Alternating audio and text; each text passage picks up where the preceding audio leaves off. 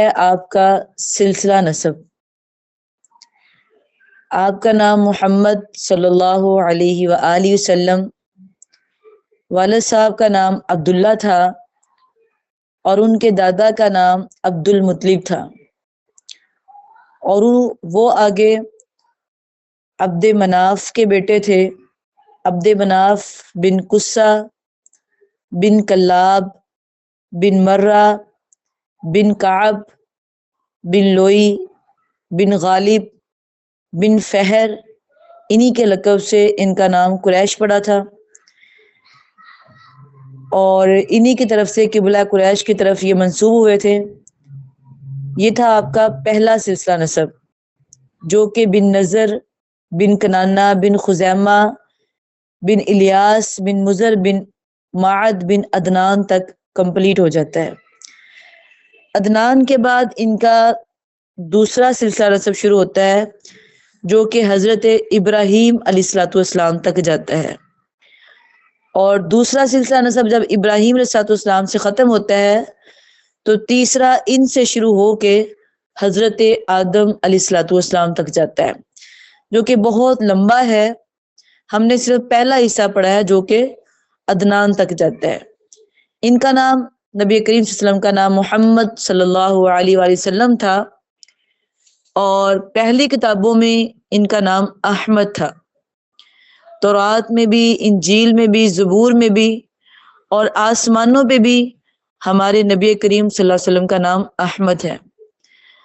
احمد جو ہے اس کا مطلب ہے تعریف کیا گیا، اور محمد صلی اللہ علیہ وسلم اللہ کی سب سے زیادہ تعریف کرنے والے۔ ان کے خاندان کا نام، ان کے قبیلے کا نام ہاشم بھی تھا۔ ہاشم جو ہے وہ عبد مناف سے پڑا تھا ان کا نام، جو کہ بنو عبد الدار کے درمیان تقسیم ہوا تھا۔ ہاشم جو ہے یہ ایسا شخص تھا کہ بیت اللہ کے اندر جتنے لوگ آتے تھے ان کو پانی پلانا، ان کی عزت کرنا، ان کے سامان وغیرہ رکھوانے میں ان کی مدد کرنا، یہ سارے کام ہاشم کرتا تھا۔ حتیٰ کہ یہ بہت بڑا مطلب کہ معزز اور مالدار شخص تھا۔ یہ پہلا شخص تھا جس نے حاجیوں کو کھانا کھلایا تھا، سالن بنا کے باقاعدہ۔ اسی وجہ سے اس کا نام ہاشم پڑ گیا تھا۔ اس کا نام تو اصل میں عمرو تھا، لیکن چونکہ یہ کھانا کھلانے والا تھا اور وہاں پانی وغیرہ پلاتا تھا، بیت اللہ کا متولی تھا، سنبھالنے والا، اس لیے اس کا نام ہاشم پڑ گیا تھا۔ ہاشم کا آگے بیٹا جو تھا مطلب تھا، مطلب کا آگے بیٹا عبد المطلب، یعنی آپ صلی اللہ علیہ وسلم کا دادا۔ عبد المطلب کو وہ کام سونپے گئے جو پہلے ہاشم کے ہاتھ میں تھے۔ جو کام پہلے ہاشم کرتے تھے، پانی پلانا، کھانا کھلانا، یعنی اتنی ان کی عزت تھی، وہ ساری پھر عبد المطلب کے حصے میں آ گئی۔ عبد المطلب جو تھے نبی صلی اللہ علیہ وسلم کے دادا تھے، اور ان کو اللہ نے 10 بیٹے عطا کیے تھے، اور یہ مطلب کہ قریش میں بہت بڑے جانے پہچانے نام تھے، بڑی ہی ان کی عزت تھی۔ اصل میں اللہ تعالیٰ جب کسی نبی کو بھیجتے ہیں تو اس کو ایک اعلیٰ خاندان میں سے بھیجتے ہیں، اس کا نسب نامہ بھی اعلیٰ ہوتا ہے، اس کا رہن سہن بھی اعلیٰ ہوتا ہے، دولت کے حساب سے نہیں، عزت کے حساب سے۔ لیکن یہ تو دولت والے بھی تھے، یہ تو پیسے والے بھی تھے۔ اب اللہ نے ان کو 10 بیٹے دیے تھے عبد المطلب کو، چونکہ یہ بیت اللہ کے سارے کام کرتے تھے، تو ان کو نا ایک خواب بار بار آ رہا تھا کہ زمزم کا جو کنواں ہے نا، کنواں جو ہے اس کو کھدوایا جائے۔ اب یہ بار بار یہ خواب دیکھ رہے تھے، تو یہ سمجھ گئے کہ یہ کام اللہ ان سے لینا چاہتا ہے۔ تو پھر انہوں نے، عبد المطلب نے یہ خواب دیکھنے کے بعد کنواں کھودنے کا حکم دیا، اور خواب میں باقاعدہ ان کو جگہ بھی بتائی گئی تھی، کیونکہ حضرت حاضرہ علیہ السلام کے بعد وہاں سے آہستہ آہستہ آہستہ لوگ جو تھے وہ پھر بدلتے گئے، علاقے بدلتے گئے، تو یہ جو کنواں تھا یہ چھپ گیا تھا، اس کے بعد مل نہیں رہا تھا۔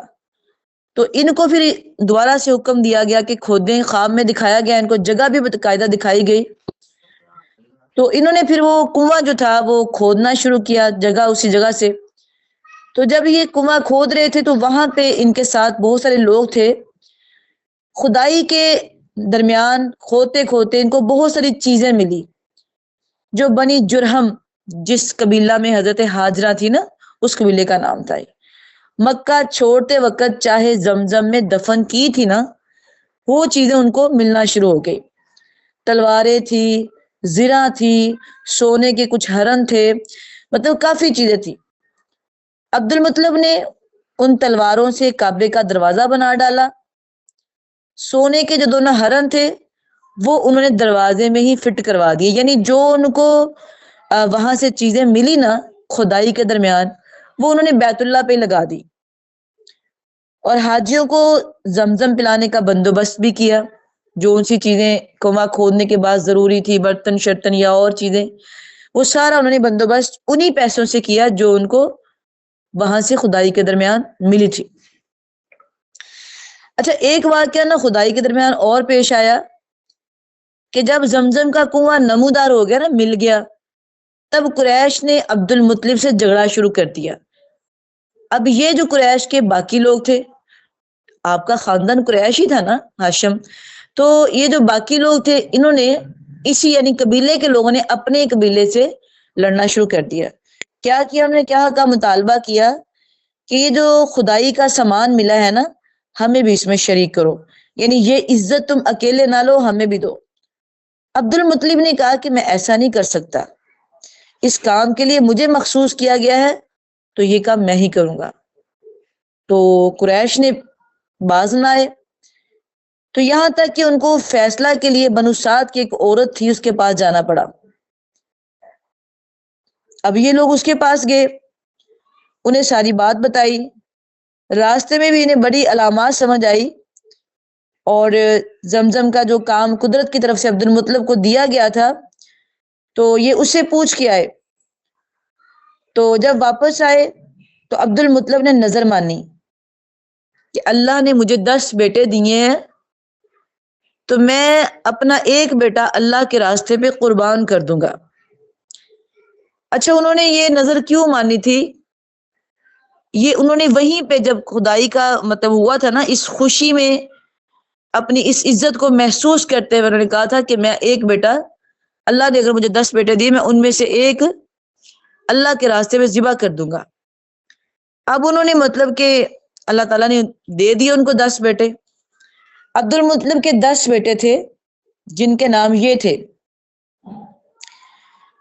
پہلے کا نام حارث، زبیر، ابو طالب، عبداللہ، حمزہ، ابو لہب، غدیک، مکوم، صفا اور عباس، یہ ان کے نام تھے.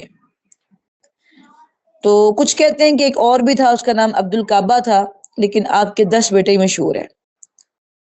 اب انہوں نے ایک نظر مانی تھی کہ میں اپنے ایک بیٹے کو اللہ کے راستے میں ذبح کر دوں گا. تو جب انہوں نے قرعہ ڈالا تو وہ بار بار قرعہ جو اٹھانا وہ عبداللہ کے نام پہ نکل رہا تھا، جو کہ آپ کے والد صاحب تھے، ہمارے نبی کریم صلی اللہ علیہ وسلم کے والد صاحب تھے. عبداللہ جو تھے وہ رسول اللہ صلی اللہ علیہ وسلم کے والد محترم تھے. عبداللہ کی والدہ کا نام فاطمہ تھا، اور عمرو بن عائز بن عمران بن مخزوم بن لقیہ بن مرہ کی صاحبزادی تھی ان کی والدہ. عبد المطلب کے جتنے بھی بیٹے تھے نا، ان سب میں سے سب سے زیادہ خوبصورت اور جوان اور پاکیزہ شخصیت عبداللہ کی تھی.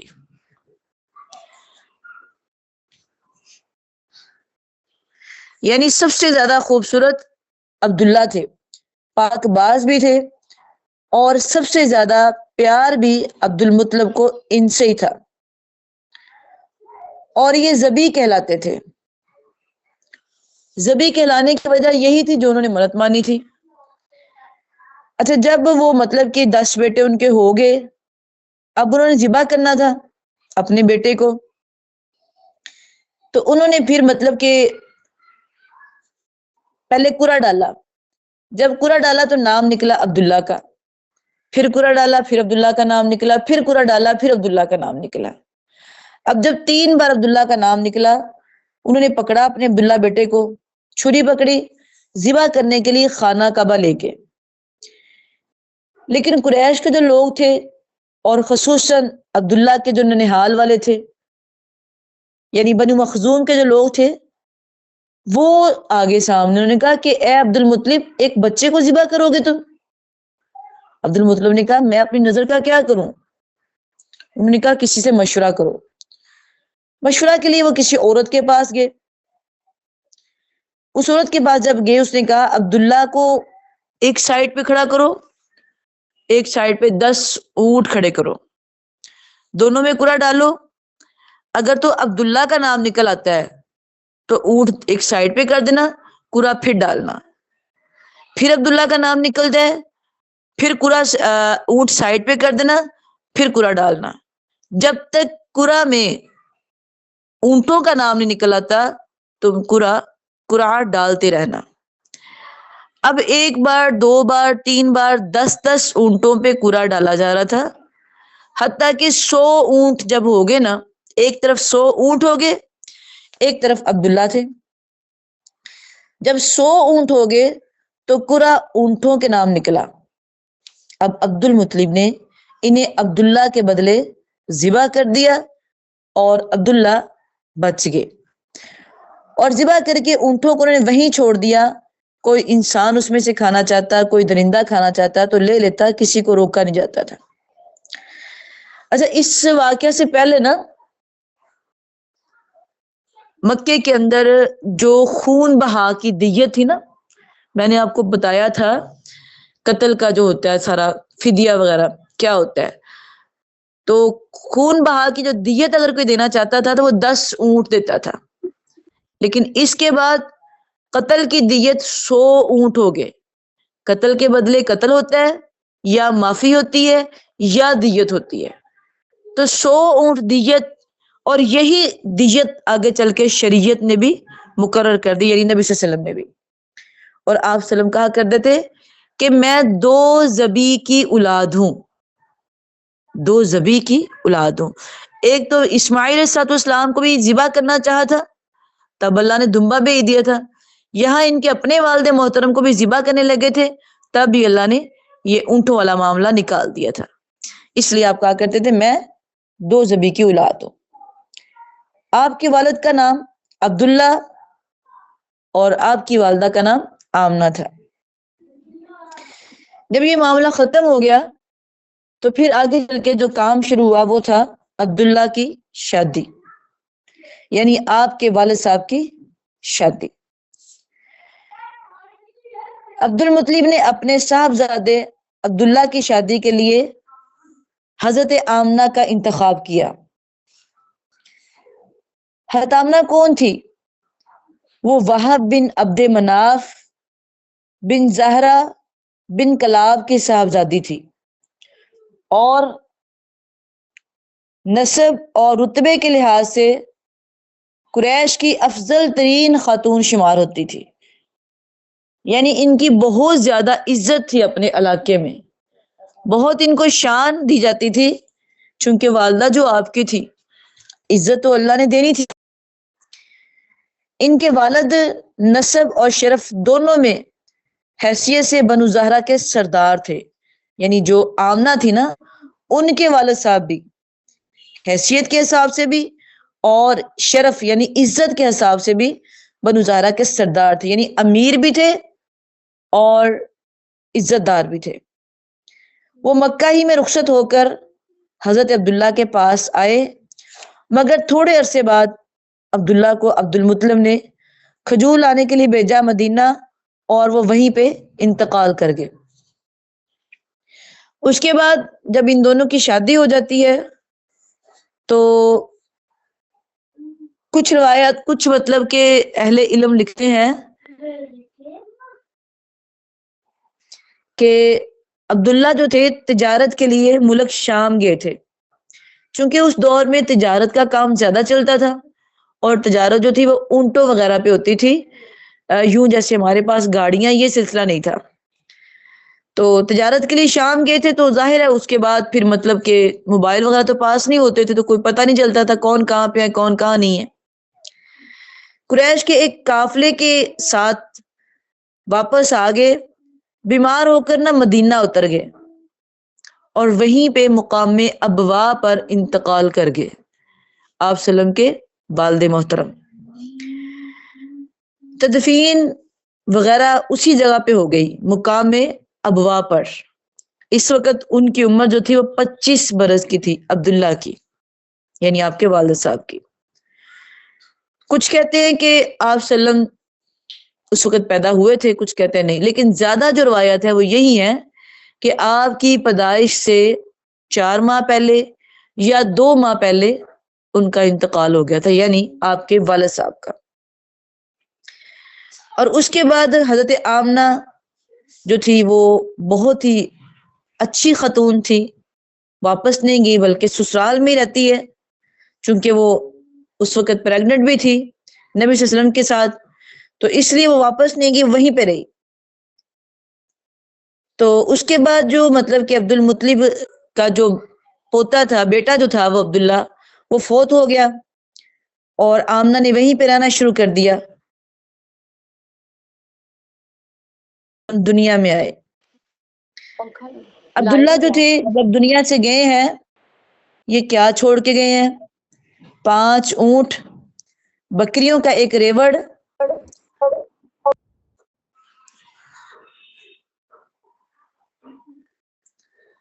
5 اونٹ تھے اور بکریوں کا ایک ریوڑ تھا.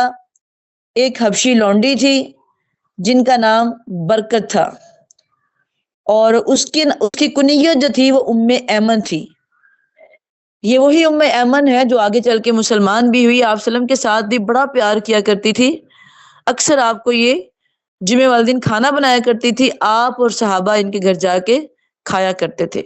اور یہی ام ایمن ہے جس نے پھر آمنہ کو سنبھالا، اور اسی کے پاس بیٹھی تھی آمنہ رضی اللہ. آمنہ بھی جب مطلب کہ ان کا انتقال ہوا مقام ابوا پر، تو یہ مطلب کہ لونڈی جو تھی وہ ان کے والد صاحب کی تھی، جو آگے چل کے رسول اللہ صلی اللہ علیہ وسلم کو بھی گود میں کھلاتی رہی ہے، ان کے ساتھ ساتھ رہی ہے.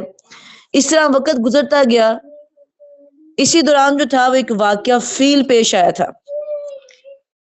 واقعہ فیل جو ہے وہ یوں ہے کہ ایک بادشاہ تھا ابرہا، وہ حبشی تھا اور نجاشی تھا، یمن کا گورنر تھا. جب اس نے دیکھا کہ اہل عرب جو ہے وہ خانہ کعبہ کا حج کرتے ہیں، تو اس نے بھی صنعاء میں نا ایک بہت بڑا کلیسیا یعنی گرجا گھر بنا لیا، اور اس نے چاہا کہ جیسے عرب کے اندر لوگ حج کرتے ہیں بیت اللہ کے ارد گرد، اسی طرح کلیسیا میں آ کے یعنی گرجا گھر میں آ کے لوگ حج کریں. تو یہ خبر بنو کنانہ کو جب پہنچی تو اس نے آ کے یہ بات بتائی یہاں پہ بیت اللہ کے اندر، اور یہ بات پھیلتی گئی. تو ابرہا نے سوچا کہ یہ لوگ کہیں میرے گرجا گھر پہ حملہ نہ کر دیں، تو وہ ہاتھیوں کو لے کے حملہ کرنے کے لیے آ گیا. اب اتنا وہ بڑا لشکر لے کے آیا کہ اس کے اندر 13 یا 9 ہاتھی تھے، اس کے علاوہ اور بھی بہت زیادہ تھے. یمن کی طرف سے یلغارتا ہوا وہ آ رہا تھا، شور مچاتا ہوا. ہاتھی لے کے جب مزدلفہ اور مینا کے درمیان وادی محسر میں پہنچا تو ہاتھی بیٹھ گیا. جس ہاتھی پہ وہ خود بیٹھا ہوا تھا نا، وہ بیٹھ گیا. کعبے کی طرف بڑھنے سے اس نے انکار کر دیا. اگر اس کا رخ جو کرتے تھے دائیں بائیں تو وہ اٹھ کھڑتا تھا، شمال کی طرف کرتے تب بھی اٹھ کھڑتا تھا، لیکن جب کعبے کی طرف کرتے تو وہیں بیٹھ جاتا. جب وہ بار بار یہ کام کرنا چاہتا تھا، ہاتھی کو مارنا چاہتا تھا، تو ہاتھی نہیں اٹھتا تھا. کعبے کے بالکل قریب تو پہنچ گیا تھا توڑنے کے لیے، تب اللہ نے آسمان سے اوابیلوں کا ایک جھنڈ بھیجا جن کے پاؤں میں چھوٹی چھوٹی کینکریاں تھیں. اب آپ دیکھیں کہ ایک پرندہ کتنے کی بڑی کینکری اٹھا سکتا ہے، لیکن وہ کینکری مارتے تھے وہ تو ہاتھیوں کو اور ان آدمیوں کو یوں لگتی تھی جیسے مطلب کہ پتھر لگا. اور وہ وہیں پہ بس بن جاتے. بس کہتے ہیں جو کھایا ہوا کھانا ہوتا ہے نا, اگر بعض کا منہ سے نکال دیں وہ کیسا بستا ہوتا ہے, ایسا بس بن جاتے تھے وہیں پہ جس کے لگتا تھا.